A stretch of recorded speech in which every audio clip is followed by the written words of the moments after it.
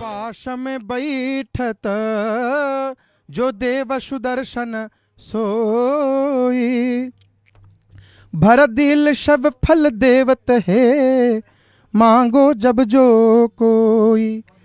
कहाँ पर चोर के आगे में रतन पड़यात, सो सबही न उठाई लाए।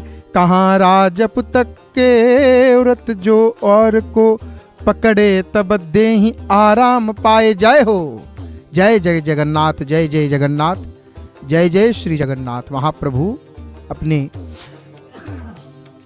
नंदी घोष रथ के ऊपर विद्यमान हैं और बलदाऊ जी भी अपने तालध्वज रथ के भीतर अपने आसन पर, सिंहासन पर ब्रह्म सदन में बैठ के भक्तों को देख रहे हैं। सभी भक्तों का जो भी शिकायत थे, भक्त शिकायत कर रहे हैं, क्योंकि मालिक बाहर आए हैं, सरकार आए हैं, तो बातचीत तो स्वाभाविक है। भक्त भगवान के बीच में, जीव और परम के बीच में, और महाप्रभु के पास में हम देख रहे हैं अपने प्रिय सेवकों के सहित दैतापति सेवक गण भी उपस्थित हैं महाप्रभु के संग। तो महाप्रभु के स्नान जब रथ गुंडीचा धाम, गुंडीचा मंदिर के सन्निकट पहुंच गया, तो रथ पहुंचने के बाद, रथ लग जाने के बाद महाप्रभु के महास्नान होता है। और महास्नान के बाद, महास्नान के पश्चात महाप्रभु के वेश श्रृंगार और सुखा भोग महाप्रभु को निवेदित किया जाता है। तो सज्जनों, बार बार मुखारविंद पर, महाप्रभु के मुखारविंद पर कपूर, जो श्री कपूर कहते हैं, वो कपूर को चूर्ण करके, कपूर को एक पाउडर बनाया जाता है, हाथों में ही चूरा जाता है उसको।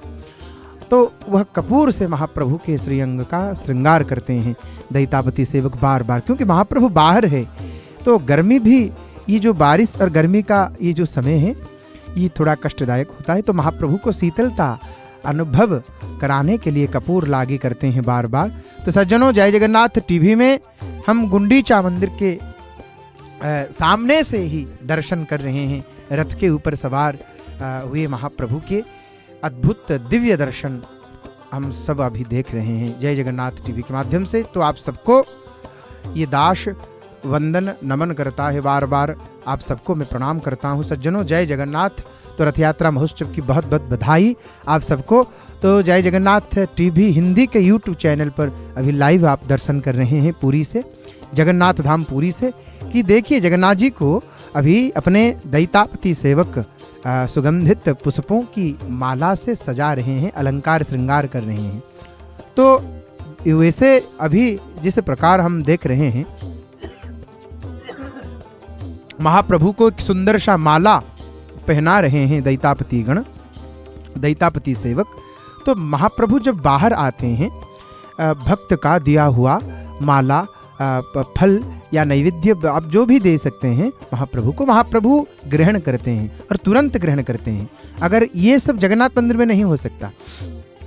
जगन्नाथ महाप्रभु जिस मंदिर में, श्री मंदिर के भीतर विधान है, पूजा का नीति है, परंतु महाप्रभु बाहर जब आते हैं, रथ के ऊपर सवार होते हैं, तो जब कोई जो दे देगा, कोई भोग लगाएगा, कोई वस्त्र देगा, महाप्रभु तुरंत ही उस वस्त्र को ग्रहण करते हैं।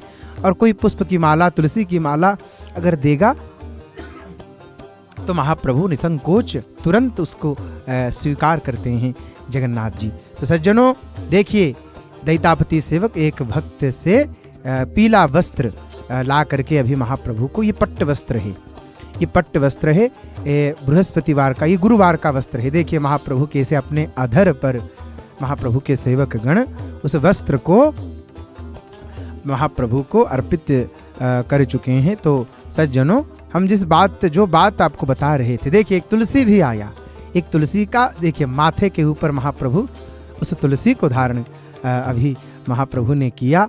तो सज्जनों, तुलसी, बहुत ज़्यादा तुलसी भक्त देते हैं इस समय, क्योंकि रथ के ऊपर महाप्रभु जब बैठते हैं तो महाप्रभु तो सुकुमार है ना, महाप्रभु सुकुमार है और सरकार है। तो बाहर महाप्रभु जिस नीलकंदर में रहते हैं उसके भीतर कितनी शीतलता, परंतु बाहर सूर्य की किरणें और बारिश ये सब महाप्रभु को थोड़ा कष्ट होता है। इसीलिए ज़्यादा तुलसी भक्त देते हैं कि महाप्रभु के सिर के ऊपर अगर तुलसी रहेगा तो महाप्रभु को आनंद, महाप्रभु को अच्छा लगेगा, क्योंकि तुलसी से महाप्रभु का बहुत गहरा जुड़ाव है। आप हम सब जानते हैं इस बात को।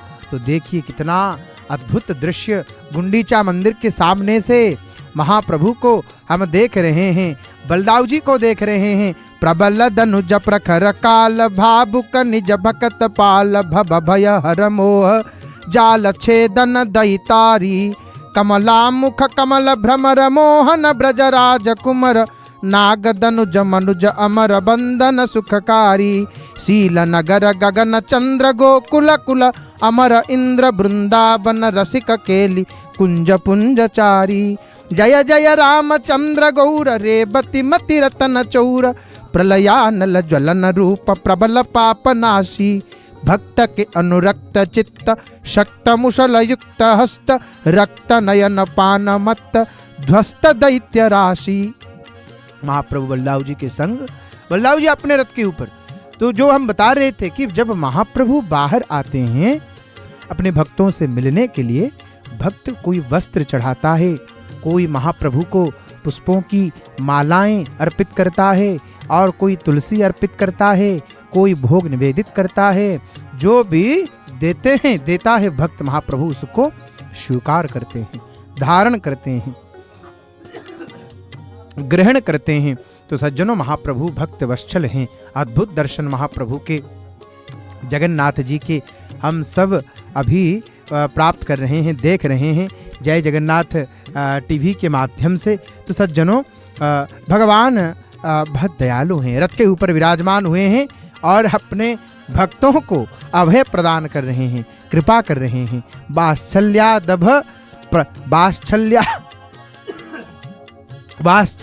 भय प्रदान शमया दातार्ति निर्वापणा। देखिए, अति वात्सल्य में होने के कारण, भयभीतों को अभय दान देने का स्वभाव होने के कारण, दुखी पुरुषों का दुख हरने के कारण, अति उदार और पापनाशक होने के कारण और अन्य अगणित कल्याणमय पदों, स्त्रियों की प्राप्ति करा देने के कारण सारे जगत के लिए भगवान लक्ष्मीपति ही सेवनीय हैं, जगन्नाथ जी ही सेवनीय हैं। क्योंकि प्रहलाद, विभीषण, गजराज, द्रौपदी, अहल्या और ध्रुव ये क्रम से इन कार्यों में साक्षी है, ये साक्षी है।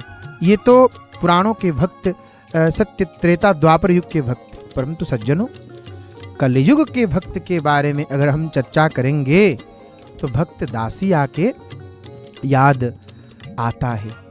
वो कौन थे भक्त दासिया?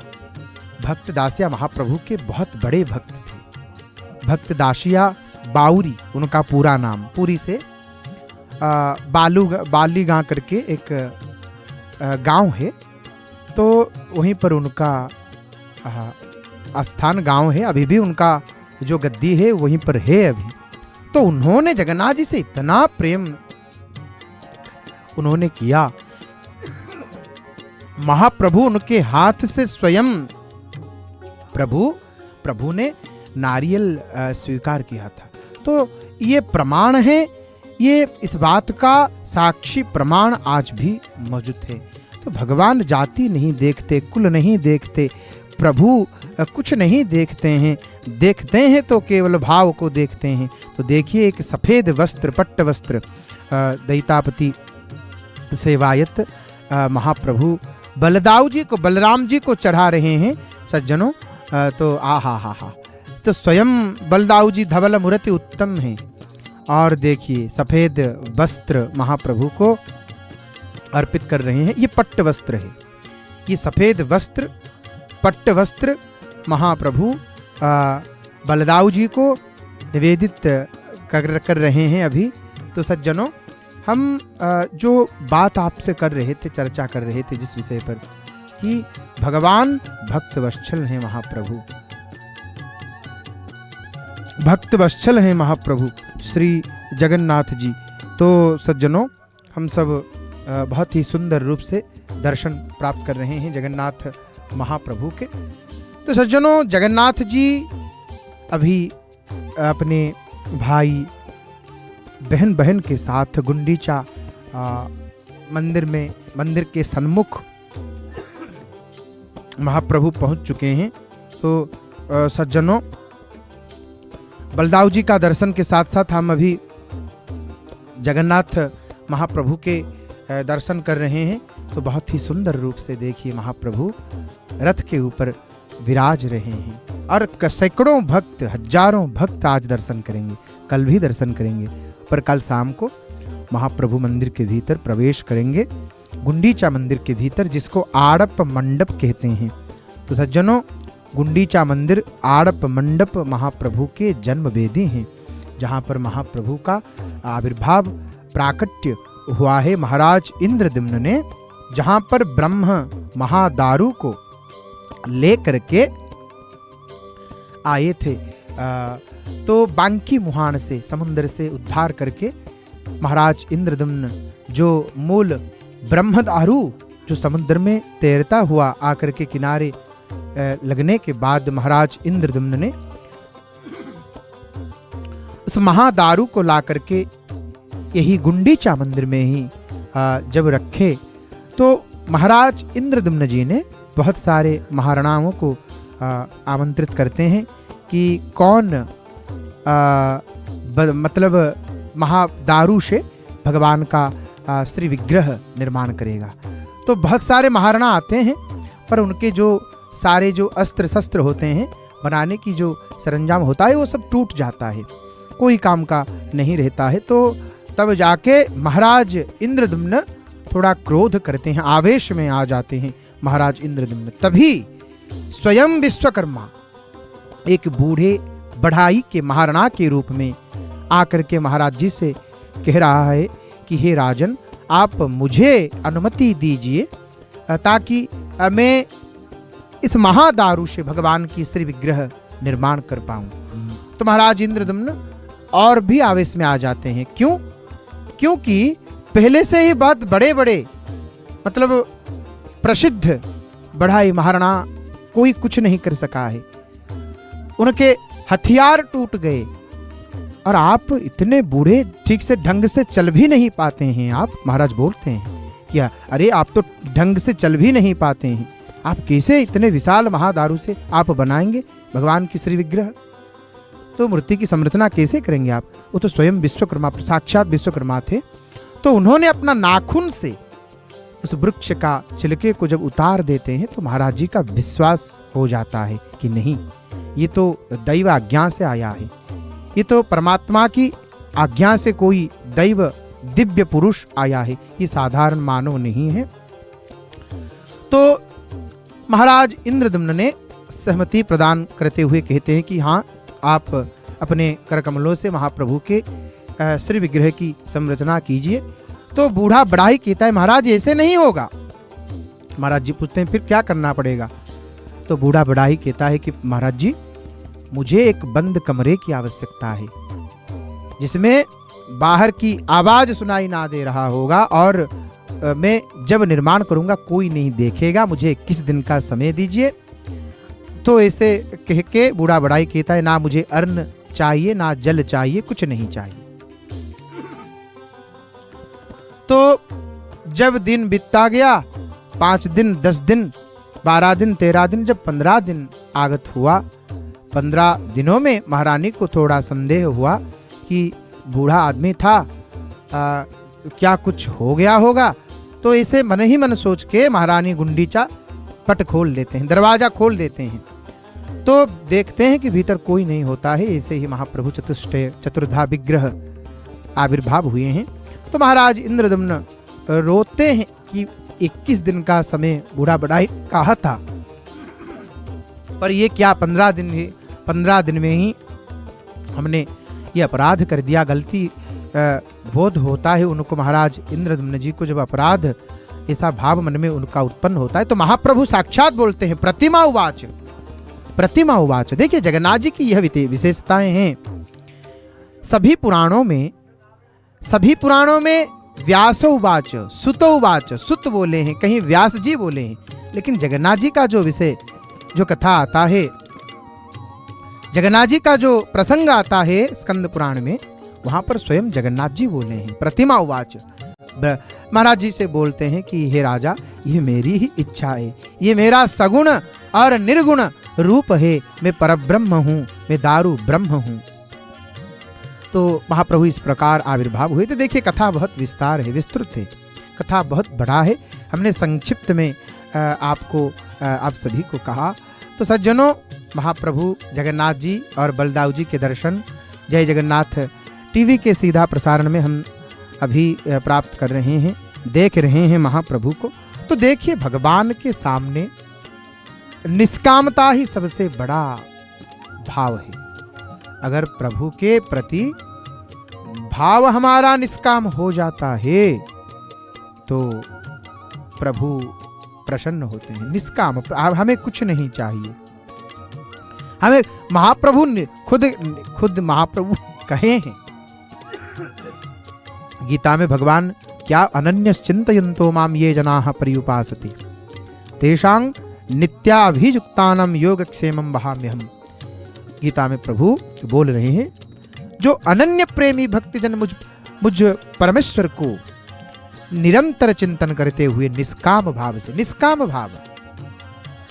भाव से भजते हैं, उन नित्य निरंतर मेरा चिंतन करने वाले पुरुषों का योगक्षेम मैं स्वयं प्राप्त कर देता हूं। कोई इस श्लोक का सर्वथा सकाम और निवृत्ति पर अर्थ करते हैं इस श्लोक का, और संसार यात्रा की कुछ भी चिंता ना कर केवल भगवान पर निर्भर रहते हुए भजन करना ही उचित मानते हैं, ऐसा अर्थ करते हैं।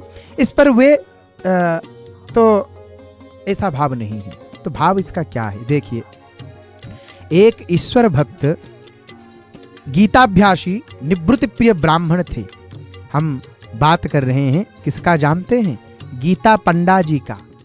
सज्जनों, यही जगन्नाथपुरी का वह संत, ब्राह्मण संत गीता पंडा उनका नाम था। तो भगवान कैसे अपने भक्त का योगक्षेम को स्वयं वहन करते हैं महाप्रभु, ये इस बात का प्रमाण है। तो आइए इस कथा को श्रवण करते हैं। भक्त गीता पंडा जो कि जगन्नाथपुरी में ही रहते थे। तो सज्जनों, वो नित्य गीताभ्यास करते थे। गीताभ्यासी निवृत्ति प्रिय ब्राह्मण थे, गीता आवृत्ति करते थे हर रोज। तो सज्जनों, वे अर्थ को मतलब समझते हुए समस्त गीता का बार बार पाठ करने एवं भगवान के नाम का जप तथा उनके स्वरूप का ध्यान करने में ही अपना सारा समय जो है वो व्यतीत करते थे। तो वे एकमात्र भगवान के ऊपर ही, भगवान पर ही निर्भर थे। तो जीविका की कौन कहे, वे अपने खाने पीने की भी परवाह नहीं करते थे।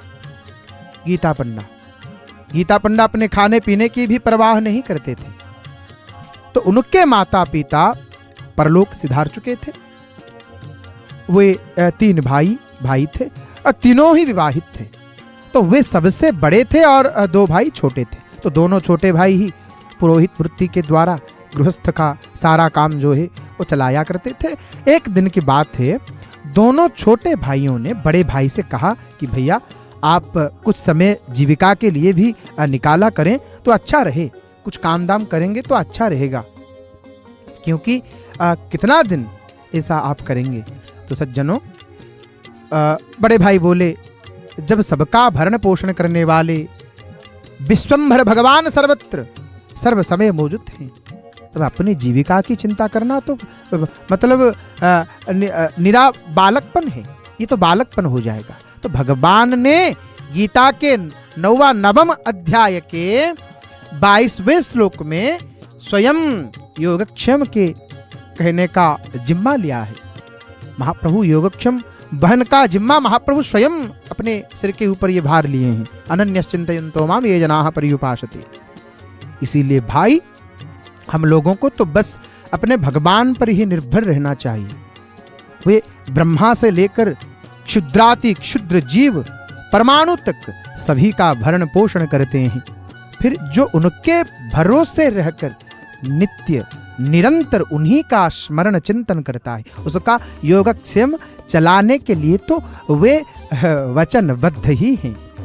महाप्रभु हम लोगों को तो नित्य गीता का अध्ययनाध्यापन और निरंतर श्रद्धा प्रेम पूर्वक भगवान का भजन स्मरण ही करना चाहिए। तो अपने भाइयों को ऐसे कहते हुए ब्राह्मण ने समझाया और बड़े भाई का बात सुनकर दोनों भाइयों ने कहा, भाई साहब सुनिए, आपका कहना तो ठीक है, पर जीविका के लिए कुछ भी चेष्टा किए बिना भगवान किसी को घर बैठे ही नहीं दे जाते। तो बड़े भाई ने विश्वास के साथ उत्तर दिया, श्रद्धा विश्वास है तो घर बैठे भी भगवान दे सकते हैं। दोनों छोटे भाइयों ने कुछ झुलाकर कहा, भाई साहब बातें बनाने में कुछ नहीं लगता, हम लोग कमा कर लाते हैं तब घर का काम चलता है। आप केवल पड़े पड़े श्लोक रटना और बड़ी बड़ी बातें बनाना जानते हैं। आपको पता ही नहीं हम लोग कितना परिश्रम करके कुछ जुटा पाते हैं। आप जब हम लोगों से अलग होकर घर चलाएंगे तब पता चलेगा, तब हम देखेंगे कि जीविका के लिए प्रयत्न किए बिना आपका काम कैसे चलता है। तो बड़े भाई ने धीरज के साथ धैर्य के साथ कहा, भाई सुनो, अरे तुम लोग यही ठीक समझते हो तो बहुत आनंद, मुझे अलग कर दो, मैं किसी पर भार रूप होकर नहीं रहना चाहता। यहाँ पर ध्वजारोहण के दर्शन हम करने वाले हैं और गुंडीचा मंदिर से महाप्रभु के दर्शन, जगन्नाथ जी के रथ के ऊपर सवार जगन्नाथ महाप्रभु के दर्शन और श्री मंदिर यहाँ पर नीलाद्रि में जगन्नाथ मंदिर के शिखर पर होने वाला पवित्र ध्वजारोहण अनुष्ठान को सज्जनों हम सब देख रहे हैं। कार्यक्रम शुरू हो चुका है, ध्वजारोहण की जो सेवा शुरू हो चुका है। चुनरा सेवक अभी आंवला वेढ़ा से आमलकी हो चुके हैं। देखिए लोहे की जो जंजीर है उसको पकड़ते हुए ऊपर की ओर जा रहे हैं और हवा का रफ्तार भी तेज है। पतित पावन ध्वज मुरझाई हुई पड़ी हुई है। तो ये कल का ध्वज है। कल बारिश भी बहुत हुआ है सज्जनों, कल बहुत बारिश हुआ है। महाप्रभु भी भीग गए हैं पूरा का पूरा। स्नान पूर्णिमा के दिन जितना स्नान महाप्रभु जितना जल से स्नान किए थे उससे कई गुना अधिक जल कल महाप्रभु के ऊपर गिरा है। तो मनुआ ठाकुर हैं महाप्रभु, जो उनके मन में आता है वही करते हैं और भाव ग्राही हैं हमारे महाप्रभु। जगन्नाथ जगन्नाथ जगन्नाथ। सज्जनों यहाँ पर बहुत ही सुंदर रूप से हम जय जगन्नाथ टीवी के पर्दे पर जय जगन्नाथ टीवी हिंदी चैनल के यूट्यूब चैनल के सीधा प्रसारण में लाइव में जगन्नाथपुरी से अभी हम महाप्रभु के पावन ध्वजारोहण के दर्शन के साथ साथ प्रत्यक्ष रूप से महाप्रभु श्री जगन्नाथ जी के दर्शन कर रहे हैं। रथ के ऊपर सवार महाप्रभु के दिव्य दर्शन को अभी हम प्राप्त कर रहे हैं सज्जनों। तो बड़े भाई ने दोनों छोटे भाइयों को कहा कि अच्छा ठीक है, आप अगर तुम लोग यही ठीक समझते हो तो बहुत आनंद, मुझे अलग कर दो, मैं किसी पर भार रूप होकर नहीं रहना चाहता हूँ। तो भगवान किस प्रकार मेरा निर्वाह करेंगे इसे वे खूब जानते हैं, प्रभु जानते हैं। तो इस पर दोनों भाई निश्चित से होकर बोले, बहुत ठीक है, बहुत ठीक है, कल ही हम सबको अपने अपने हिस्से के अनुसार बंटवारा कर लेना चाहिए। तो बड़े भाई ने कहा, जिस प्रकार तुम लोग उचित समझो उसी प्रकार कर सकते हो, मेरी ओर से कोई आपत्ति नहीं है। बड़े भाई ने ब्राह्मण ने कह दिया दोनों भाइयों को। तो और कहा, मैं तो तुम लोगों की राजी में राजी हूँ, मेरा क्या है, तुम जो कहो। तो दूसरे ही दिन दोनों भाइयों ने जो कुछ सामान संपत्ति थी सबके 3 हिस्से कर लिए। अब ब्राह्मण भक्त के हिस्से में एक छोटा सा कच्चा मकान, कुछ नकद रुपए और कुछ साधारण गहने कपड़े तथा रसोइयों के बर्तन आदि ये सब आए। तो तीसरे हिस्से की यजमानों की वृत्ति भी उनके हिस्से में दे दी गई। पर यजमानों का यह हाल था कि उनके पास यदि कोई पुरोहित चला जाता तो भले ही उनसे कुछ ले आता, घर बैठे पुरोहित महाराज को कोई याद नहीं करता। तो इस प्रकार जब तीनों भाई अलग अलग हो गए तब उस ब्राह्मण भक्त ने अपनी पत्नी से कहा मेरे भाइयों ने हम लोगों को जो कुछ भी दिया वह बहुत ही संतोषजनक है, किंतु अब हमें इस बात का पूरा ध्यान रखना चाहिए कि हम केवल भगवान के ऊपर ही निर्भर करें, भगवान पर ही निर्भर करें, प्रभु के ऊपर ही निर्भर करें, जगन्नाथ जी के ऊपर ही निर्भर करें।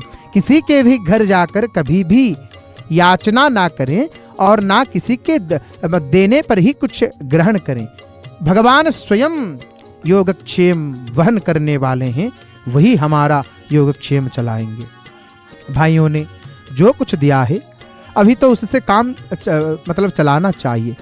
ब्राह्मणी ईश्वर की भक्त और पतिव्रता थी, गीता पंडा जी के पत्नी।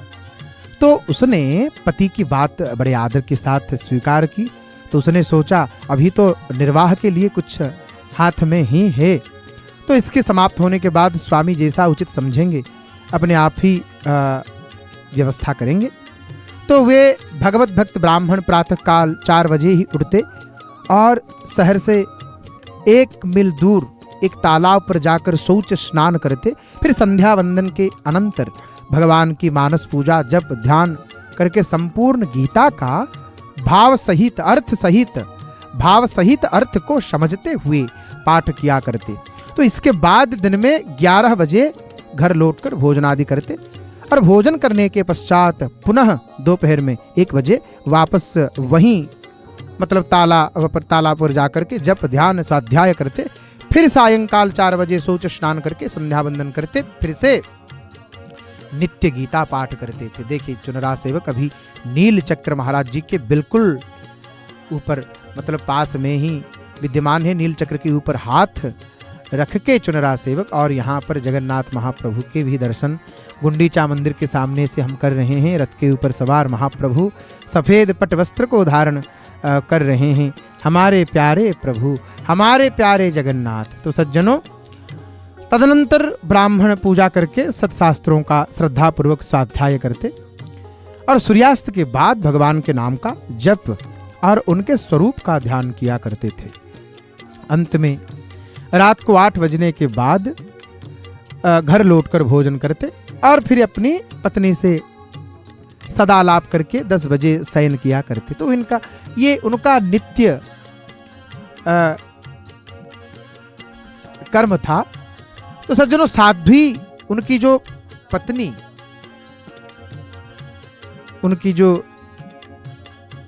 थी तो बहुत ही साध्वी पतिव्रता उनकी पत्नी थी और दोनों समय पति को भोजन बनाकर स्वयं भोजन करती और प्रत्येक दिन पति को नमस्कार करना, उसकी सेवा शुश्रूषा करना, उनकी आज्ञा का पालन करना तथा ईश्वर का भजन ध्यान करना अपना परम कर्तव्य समझती थी। तो इस प्रकार दोनों का समय बीतता था। तो प्रतिदिन व्यय तो होता ही था। कुछ दिनों में उनके पास जो कुछ रुपए पैसे थे सब समाप्त हो गए और पत्नी ने स्वामी से कहा, रुपए सब पूरे हो गए हैं? पति ने पूछा, क्या गहने कपड़े भी समाप्त हो गए? पत्नी ने कहा, नहीं। इस पर ब्राह्मणी ने सोचा, अभी गहने कपड़ों से काम चलाने की स्वामी की समाप्ति है, अतएव वह उन्हें बेचकर घर का काम चलाने लगी। पर वे गहने कपड़े भी कितने दिन के थे, वे भी समय पर शेष हो गए। फिर एक दिन पत्नी ने कहा, गहने कपड़े भी सब समाप्त हो गए हैं। पति ने कहा, कोई चिंता नहीं, अभी बर्तन भाड़े और मकान तो हैं ही। तो इससे ब्राह्मण ने उनकी पत्नी ने समझा कि अभी स्वामी की समाप्ति मकान और बर्तनों से काम चलाने की है। तो उसने प्रसन्नता से मकान को बेच दिया और वे दूसरे किराए के मकान में चले गए। तो कुछ दिन इससे काम चला। इसके बाद बर्तन भाड़े भी मतलब बेच दिए, पर उनसे क्या होता। अंत में ब्राह्मणी के पास तन ढाकने के लिए एक साड़ी बची और ब्राह्मण देवता के लिए एक धोती और एक गमछा बचा।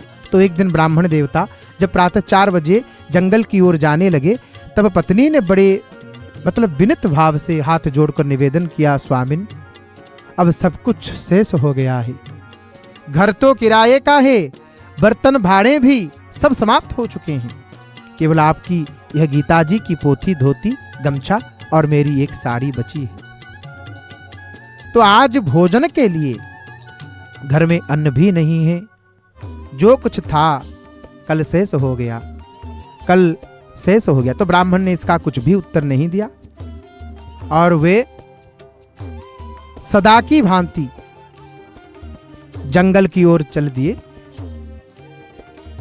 जंगल की ओर चल दिए तो सदा की भांति ही पंडित जी तालाब पर गए और सोच स्नान से निवृत्त हो उन्होंने संध्या, गायत्री, जप आदि नित्य कर्म किया। तो उसके अनंतर जब वे गीता का पाठ करने लगे तब उनके सामने वह अपना जो इष्ट श्लोक आया। कौन सा श्लोक? अनन्यश्चिन्तयन्तो माम ये जनाः पर्युपासते तेषां नित्याभियुक्तानां योगक्षेमं वहाम्यहम्। तो उस दिन पंडित जी इस श्लोक को पढ़कर चौंक पड़े और इसे पढ़ते हुए मन ही मन विचार करने लगे कि मालूम होता है इस श्लोक में भगवान के वचन नहीं हैं, शायद क्षेपक होगा, शायद क्षेपक होगा। तो यदि यह भगवान का कथन होता तो भगवान क्या मेरी संभाल नहीं करते? मैं तो सर्वथा उन्हीं पर निर्भर हूं। उन्होंने आज तक मेरी मतलब शुद्धि जरा भी नहीं ली। यह समझकर ब्राह्मण ने उस श्लोक पर हड़ताल लगा दी और वे उस श्लोक को छोड़कर गीता का पाठ करने लगे। मतलब गीता के तो पाठ करते थे, उस श्लोक का पाठ नहीं करते थे पंडित जी। तो पंडित जी ब्राह्मण देवता के हृदय के इस भाव को देखकर सर्वहृदयेश्वर भक्त वांछा कल्पतरु भगवान तुरंत एक विद्यार्थी के रूप में प्रभु कैसे किस प्रकार अपने भक्तों की सहायता करते हैं देखिए सज्जनों। तो भगवान एक विद्यार्थी के रूप धारण करते हैं और घोड़े पर सवार होकर के ब्राह्मण के घर उनकी धर्मपत्नी के पास पहुंचे और मिठाई का एक थाल भेंट में रखकर पूछने लगे, गुरुजी कहाँ हैं? विद्यार्थी के रूप में ब्राह्मण के पत्नी से पूछ रहे हैं महाप्रभु जगन्नाथ, गुरुजी कहाँ हैं? तो ब्राह्मण पत्नी ने कहा, यहाँ से 1 मील दूर एक तालाब है, वे प्रतिदिन वहाँ शौच स्नान और नित्य कर्म के लिए जाते हैं और लगभग 11 बजे लौटते हैं। तो अभी 10 बजे हैं, उनके आने में और 1 घंटे की देर है। देखिए चुनरा सेवकों को, श्री मंदिर के शिखर पर अभी खड़े हैं चुनरा सेवक। एक और ध्वजारोहण के दर्शन के साथ साथ एक और जगन्नाथ महाप्रभु के दर्शन हम सबको प्राप्त हो रहा है। तो ब्राह्मण के पत्नी ने बता दिए कि उनके आने में 1 घंटे की देर है। तो ब्राह्मण के पत्नी ने पूछा, आप कौन हैं और यह मिठाई किस लिए लाए हैं? तो विद्यार्थी ने उत्तर दिया, मैं पंडित जी का शिष्य हूं। भगवान बोल रहे हैं, मैं पंडित जी का शिष्य हूं। तो और गुरुजी का मतलब पंडित जी की, गुरुजी की तथा आपकी सेवा के लिए मैं यह मिठाई लेकर के आया हूं, तो इसे आप रख लें। ब्राह्मण पत्नी ने कहा, पंडित जी ना तो किसी से मतलब किसको शिष्य ही बनाते हैं और ना किसी की दी हुई वस्तु लेते हैं। हम किसी से किसी का दी हुई वस्तु नहीं लेते हैं। तो मुझको भी उन्होंने मतलब किसी को किसकी वस्तु को स्वीकार ना करने की आज्ञा दे रखी है मेरे पति देव ने। तो इसीलिए मैं किसी की दी हुई कोई वस्तु नहीं ले सकती। तो इसे आप ले जाइए। विद्यार्थी ने कहा, अरे आप जैसा कहती हैं वैसा ही मैं भी मानता हूं। वे किसी को भी शिष्य नहीं बनाते, ये बात भी सही है। मुझको छोड़कर उन्होंने ना तो किसी को शिष्य बनाया है और ना बनाएंगे ही। मुझ पर उनकी विशेष कृपा है, तो इसी से मुझको उन्होंने शिष्य माना है। तो केवल मैं एक ही उनका शिष्य हूं, तो इसके लिए मैं आपको विश्वास दिलाता हूं। ब्राह्मण पत्नी ने कहा, मैंने तो यह बात कभी नहीं सुनी कि उन्होंने आपको शिष्य बनाया है। मैं तो जानती हूं कि उन्होंने किसी को शिष्य बनाया ही नहीं है, तो फिर मैं इस बात को कैसे मान लूं कि आप उनके शिष्य हैं? जो भी कुछ हो, मैं इस मिठाई को किसी भी हालत में भी स्वीकार नहीं कर सकती। तो पंडित जी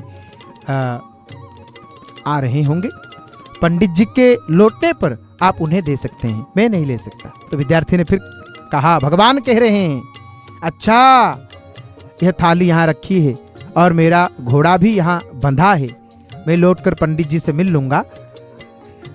इसे बताते हैं तो ब्राह्मण की पत्नी ने बोली, उत्तर दिया कि आप यह थाली को वापस ले जाइए, पंडित जी के आने पर आप फिर ला सकते हैं, मैं पंडित जी की आज्ञा के बिना इसे किसी भी हालत में नहीं रख सकती।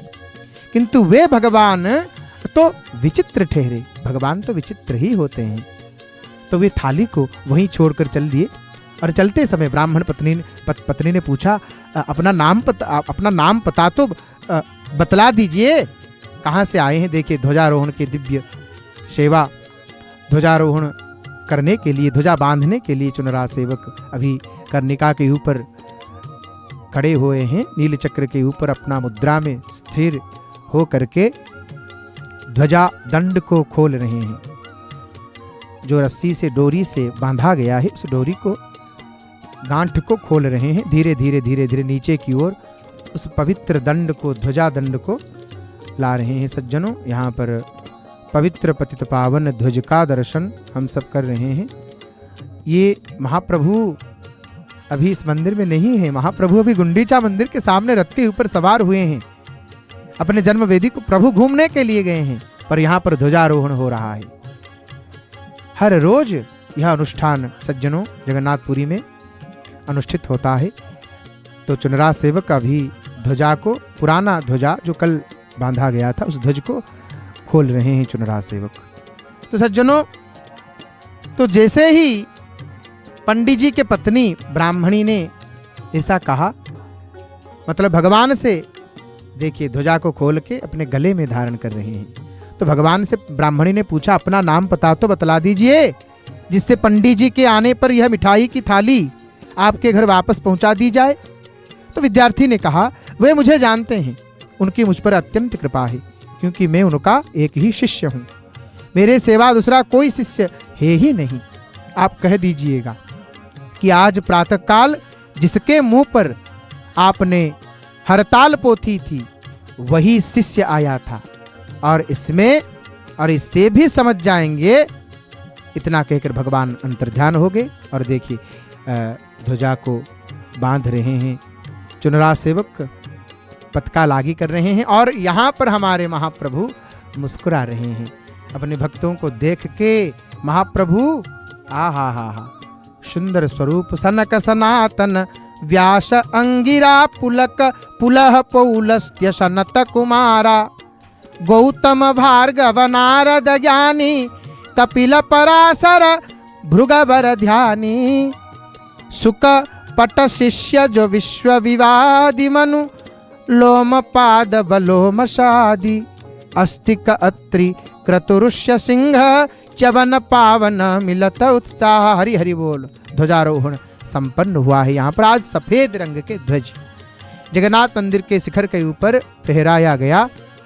लहराता हुआ पतित पावन ध्वज को हम वंदन करते हैं, प्रणाम करते हैं, नील चक्र महाराज जी को प्रणाम करते हैं। और आज आप सभी भक्तों की ओर से मैं नील चक्र महाराज जी को प्रणाम करता हूं और महाप्रभु के श्री चरणों में बार बार प्रणाम करता हूं। तो सज्जनों, तो ऐसे ही ब्राह्मणी जब पूछा, प्रभु ने वैसा ही उत्तर दिया। तो सज्जनों, भक्तवत्सल भगवान महाप्रभु श्री जगन्नाथ ऐसे ही लीला करते हैं। तो ध्वजारोहण का अति सुंदर दर्शन, बहुत ही सुंदर दर्शन हम सबने किया। जय जगन्नाथ टीवी में लाइव दर्शन जगन्नाथपुरी से। सज्जनों, तो 1 घंटे के बाद पंडित जी जंगल से वापस लौटे और घर में प्रवेश करते ही देखा कि एक थाली मिठाई से भरी रखी है। तो पंडित जी ने कुछ उत्तेजित से होकर पूछा, अरे ये मिठाई कहाँ से आई, किसने दी और क्यों रखी गई?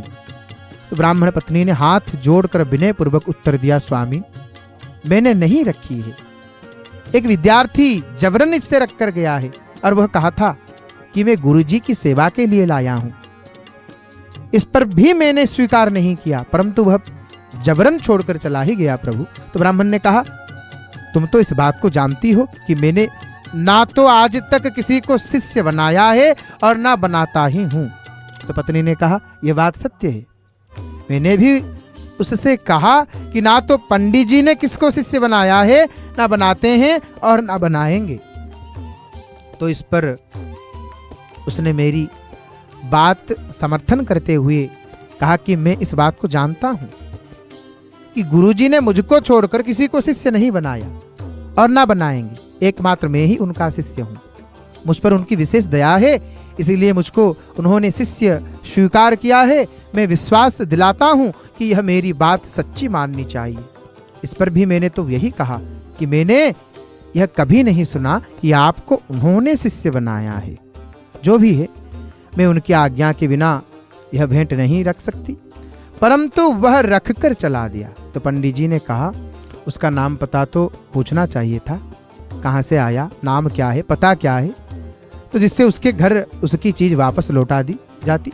तो ब्राह्मण पत्नी ने कहा, मैंने पूछा था स्वामी, मैंने तो उसको नाम पूछा था। तब उसने यह कहा कि मुझको गुरुजी जानते हैं कि आज प्रातःकाल ही उन्होंने मेरे मुंह पर हड़ताल पोती है, तो मुझे इतनी ही देर में वे थोड़े भूल जाएंगे। आप कह दीजिएगा कि जिसके मुंह पर आज प्रातःकाल हड़ताल पोती थी वही आपका एकमात्र शिष्य भेंट दे गया है। बस इतना कहकर वह चला गया। और आगे की कथा क्या है सज्जनों, तो मिठाई की थाली यहीं रख दी। तो पत्नी ने बोला, सब बात बताया, तो थाली यहां रखी है, मेरा घोड़ा भी यहीं बंधा हुआ है, मैं फिर आकर गुरुजी से मिल लूंगा। तो यह इतना सुनते ही पंडित जी को रोमांच हो आया और वे गदगद होकर बोले, ब्राह्मणी तुम धन्य हो, तुम धन्य हो। वे तो साक्षात भगवान जगन्नाथ थे, वे साक्षात भगवान जगन्नाथ जी थे, जगन्नाथ जी थे। तो गदगद होकर बोले, ब्राह्मणी तुम धन्य हो, वे तो साक्षात जगन्नाथ जी थे, तुम्हारा बड़ा सौभाग्य है जो तुमको उनके साक्षात दर्शन हुए, साक्षात दर्शन।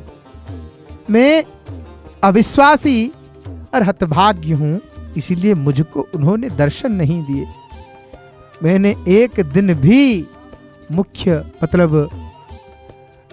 भूख सहन नहीं किया और अधीर होकर भगवान के वचनों पर हड़ताल पोत दी। गीता स्वयं भगवान के मुख से निकलती हुई है, मुख से निकली हुई है भगवान के मुख से, या स्वयं पद्मनाभस्य मुख पद्मा विनिसृता। तो आज गीता का पाठ करते समय पंडित जी बोलते हैं कि आज गीता का पाठ करते समय जब यह श्लोक आया, अनन्यश्चिन्तयन्तो मां ये जना पर्युपासते तेषां नित्याभियुक्तानां योगक्षेमं वहाम्यहम्। तब मुझे अविश्वासी के मन में भगवान के वचनों पर शंका होगी कि यदि सचमुच वे भगवान के वाक्य होते तो वे निश्चय ही मेरा योगक्षेम वहन करते। यह क्षेपक है। तो यह सोचकर मैंने तो उस पर हड़ताल पोत दी। मैं बड़ा ही नीच, पापी और अविश्वासी हूं। मेरे हृदय में यदि तनिक भी धैर्य होता तो मैं ऐसा नीच काम कभी नहीं करता। वे परम दयालु भगवान तो सदा योगक्षेम चला ही रहे हैं। सब कुछ समाप्त होने के साथ ही आ ही पहुंचे। हड़ताल लगाने के अपराध के कारण मैं उनके दर्शन से वंचित रहा। तुम शुद्ध और अनन्य भक्त तथा पतिव्रता हो, इसीलिए तुम्हें दर्शन दे गए। अब तो जब तक वे नहीं आते तब तक मुझे चैन नहीं, तब तक मुझे चैन नहीं। तो इसके बाद उनकी दृष्टि बाहर की ओर गई तो क्या देखते हैं कि घोड़े पर भार लदा हुआ है। उन्होंने तुरंत जाकर भार उतारा और उससे अंदर लाकर देखने लगे। उसमें लाखों रुपयों के रत्न भरे थे। ब्राह्मण यह देखकर अपने मतलब कृत्य पर पश्चाताप करने लगे। वे पुनः गदगद हो गए और प्रेम में तन्मय होकर भगवान का यह श्लोक गाने लगे। अहो बकीयम स्तनकालकूटम जिघांग शयापाय दप्य साध्वी लोभे गतिम धातृचितां ततोयम कंबा दयालुम शरणम ब्रजेम। मुझे धिक्कार है कि ऐसे दीन बंधु पतित पावन सबका धारण भरण पोषण धारण करने वाले विश्वंभर प्रभु पर मैंने झूठा दोष लगाकर अपने को कलंकित किया। मैं तो अर्थ का दास हूं। यदि मैं सचमुच प्रभु का दास होता तो मुझे भोजनाच्छंद की चिंता ही क्यों होती, और क्यों भगवान मुझे संतुष्ट करने के लिए यह रत्न राशि दे जाते। मैं वास्तव में यदि भगवान के तत्व रहस्य को जानता, मेरा उनमें सच्चा प्रेम होता और मेरे मन में अर्थ की कामना न होती, तो वे मुझे ये रत्न देकर क्यों भुलाते। यूं कहते कहते ब्राह्मण आनंद मुग्ध हो गए। बहुत देर होते देखकर ब्राह्मणी ने कहा, भगवान का दिया हुआ प्रसाद तो पालें। तो पंडित जी बोले, जब भगवान यह कह गए हैं कि हम आएंगे, तब अब तो उनके आने पर ही प्रसाद पाऊंगा। सायंकाल हो गया पर भगवान नहीं आए। तब ब्राह्मणी ने फिर कहा, अब तो प्रसाद पालो। पंडित जी कब मानने वाले थे, तो उन्होंने फिर वही बात कह दी कि अब रात्रि के 10 बज गए, शयन का समय हो गया और भगवान नहीं आए। तब ब्राह्मणी ने पुनः विनय पूर्वक कहा, प्रसाद तो पा लीजिए। ब्राह्मण देवता ने फिर भी प्रसाद नहीं पाया और दोनों बिना कुछ खाए ही सो गए। रात के 11 बजे थे। दरवाजा खटखटाते हुए किसी ने बड़े ही मधुर स्वरों में पुकारा, गुरुवानी जी, गुरुवानी जी, दरवाजा खोलिए, दरवाजा खोलिए, दरवाजा खोलिए। तो ब्राह्मण दंपत्ति को अभी नींद तो आई ही नहीं थी। सुमधुर स्वर तथा गुरुवानी जी संबोधन सुनकर ब्राह्मणी चौंक पड़ी और आनंद विफल होकर के बोली, स्वामिन, स्वामिन लीजिए, आपके भगवान आ गए हैं। ब्राह्मण ने तुरंत दौड़कर दरवाजा खोला और वे भगवान के चरणों पर गिर पड़े। भगवान ने उनको उठाकर अपने हृदय में लगा लिया। उस समय पंडित जी की बड़ी विचित्र दशा थी। उनका शरीर रोमांचित था, नेत्रों से आंसुओं की धारा बह रही थी, हृदय प्रफुल्लित था और वाणी गदगद थी। फिर भी वे किसी तरह धीरज धरकर बोले, नाथ, मैं तो एक अर्थ का दास हूँ।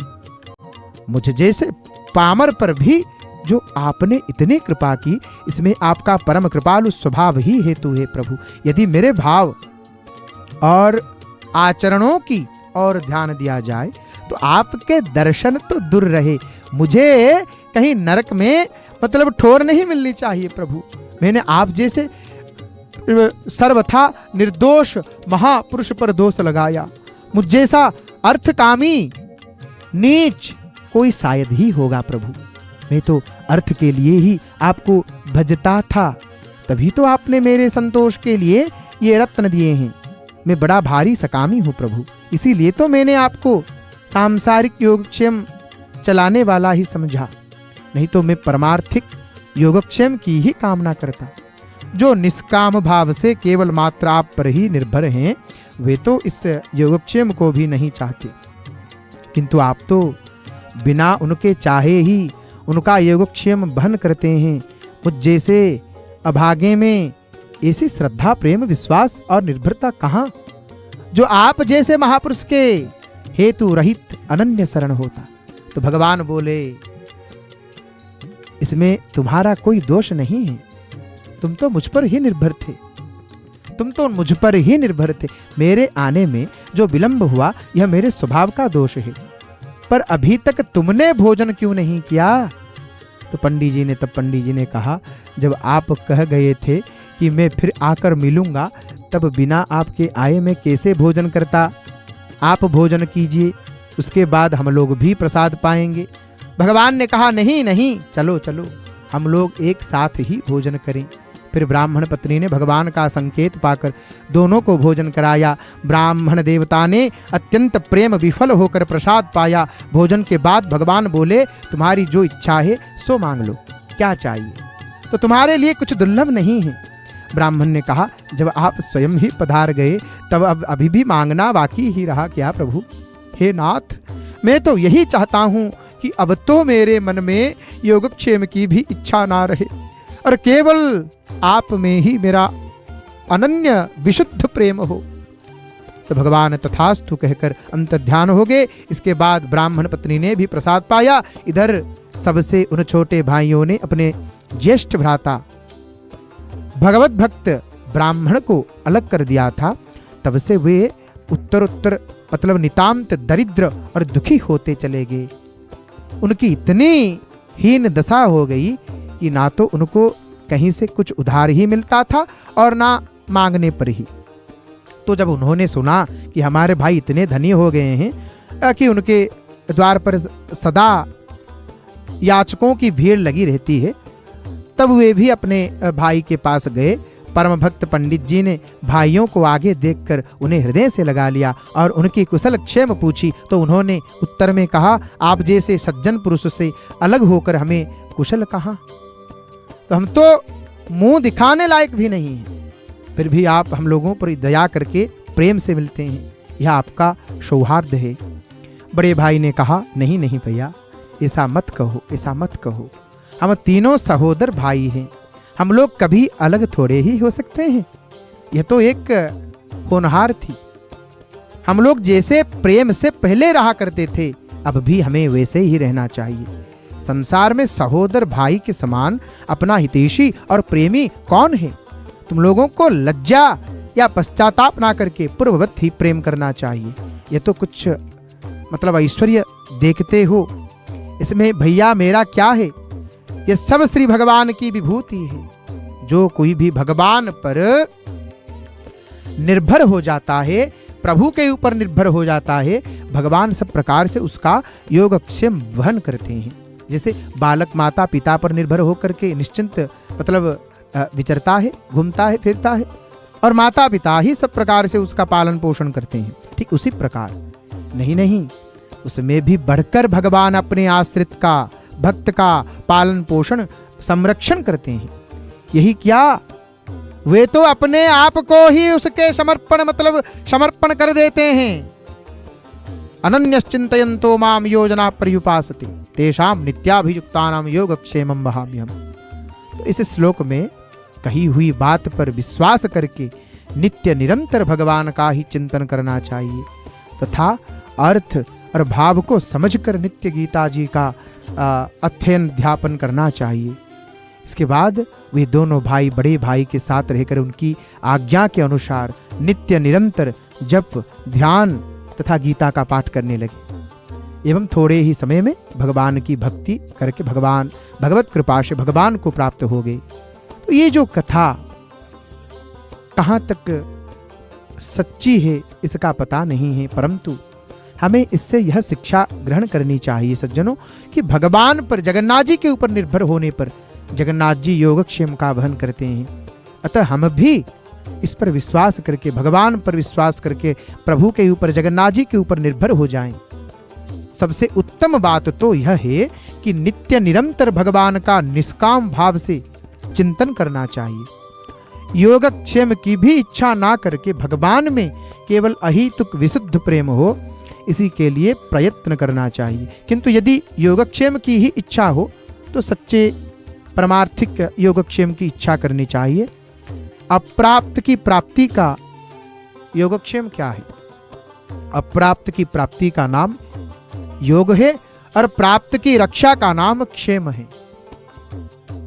तो परमार्थिक योगक्षेम का अभिप्राय यह है कि परमात्मा की प्राप्ति के मार्ग में जहां तक हम आगे बढ़ चुके हैं, उस प्राप्त साधन समाप्ति की तो भगवान रक्षा करते हैं, और भगवान की प्राप्ति में जो कुछ कमी है उसकी पूर्ति भगवान कर देते हैं। ऐसा भगवान ने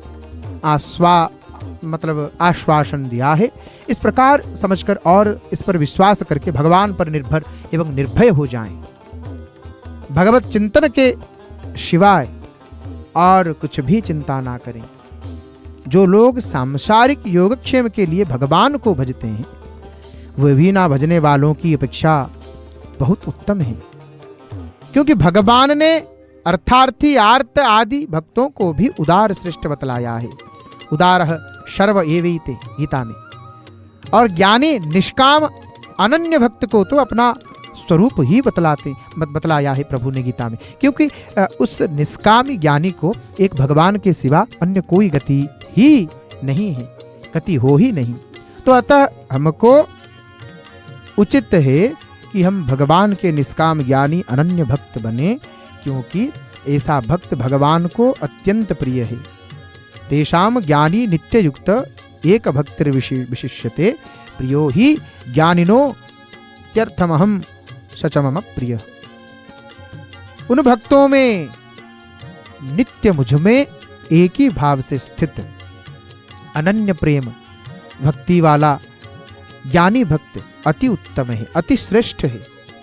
क्यों श्रेष्ठ है? क्योंकि मुझको तत्व से जानने वाले ज्ञानी को मैं अत्यंत प्रिय हूं और वह ज्ञानी मुझे अत्यंत प्रिय है। तो कहने का तात्पर्य यही है, भगवान के ऊपर निर्भर हो जाए, बस सब कुछ प्रभु के ऊपर छोड़ देना ही भक्त का कार्य है। प्रभु प्रभु प्रभु, जगन्नाथ जगन्नाथ जगन्नाथ, बस और कुछ नहीं। तो सज्जनों, गुंडीचा मंदिर के सामने से रथ के ऊपर सवार महाप्रभु के दिव्य दर्शन हम सब अभी प्राप्त कर रहे हैं। बहुत ही सुंदर रूप से महाप्रभु रथ के ऊपर सवार हुए हैं और अपने भक्त को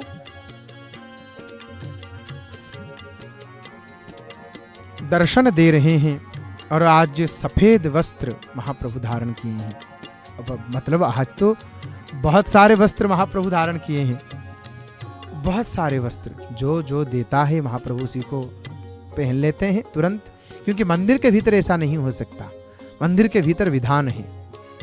बाहर महाप्रभु आए हैं, कोई भक्त पुष्प देगा तो महाप्रभु स्वीकार करते हैं, नैवेद्य निवेदित करता है तो उसको भी ग्रहण करते हैं। प्रभु गीता में कह रहे हैं कि पत्रम पुष्पम फलम त्वयं जो मे भक्त्या प्रयच्छति तदहम भक्ति प्रहुतम मश्नामि प्रेतात्मनः। तो भक्ति से भगवान को दिया हुआ वस्तु भगवान ग्रहण करते हैं। भक्ति के माध्यम से ही प्रभु पत्ते, फूल, जल, फल ये सब ग्रहण करते हैं, स्वीकार करते हैं जगन्नाथ जी। तो सज्जनों, रथ यात्रा महोत्सव आज द्वितीय दिवस है। आज आषाढ़ शुक्ल पक्ष की तृतीया तिथि है, पावनी तिथि। तो सज्जनों, महाप्रभु श्री जगन्नाथ जी श्री मंदिर को छोड़कर, जगन्नाथ मंदिर को छोड़कर अभी गुंडीचा मंदिर के निकट अपने रथों के ऊपर श्री जीव अभी विद्यमान हैं।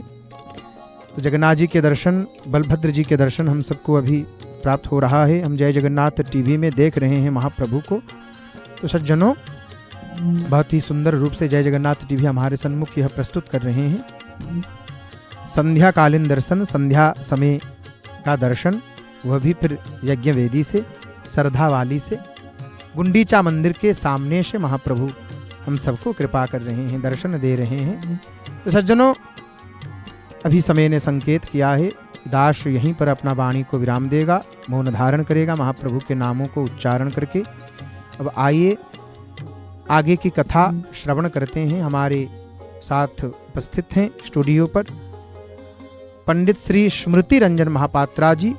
तो महापात्रा जी के मुख से आइए भगवान की कथाओं को श्रवण करते हुए महाप्रभु के संध्याकालीन दर्शन करते हैं। जगन्नाथ महाप्रभु की कृपा हम सबके ऊपर रहे, महाप्रभु कृपा करे हम सबके ऊपर, संसार का कल्याण हो, जगत का कल्याण हो। जय जय जगन्नाथ, जय जय जगन्नाथ, हरि हरि बोल। हरि ओम।